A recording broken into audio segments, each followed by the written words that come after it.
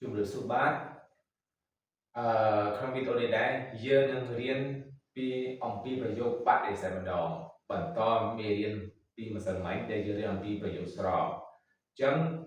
យើងប្រើពាក្យដដែលយើងប្រើកិរិយាសព្ទ manger អញ្ចឹងតើកាលណាដែលយើងប្រើប្រាស់ប្រយោគ manger ជា negative វិញជាបដិសេធវិញតើវាប្រែប្រួលយ៉ាងណាអំពីការប្រើជាមួយនឹងនាមភេទប្រុសឯកវចនៈនាមភេទស្រីឯកវចនៈហើយនឹងនាមភេទប្រុសភេទស្រីពាក្យហុវចនៈឥឡូវឧទាហរណ៍ថាម្សិលមិញយើងរៀនអំពី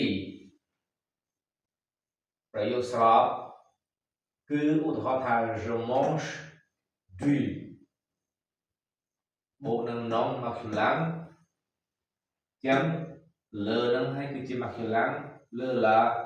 masculin ចឹង le pain le poisson le riz ចឹង je mange du riz ou du poisson ou du pain ក៏ប៉ុន្តែយើងប្រើជាមួយនាមភេទស្រីឯកវចនៈចឹង je mange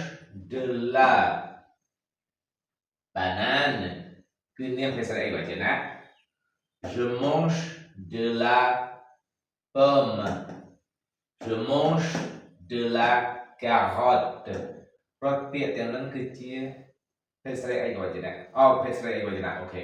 ក៏ប៉ុន្តែយើងប្រើជាមួយនឹង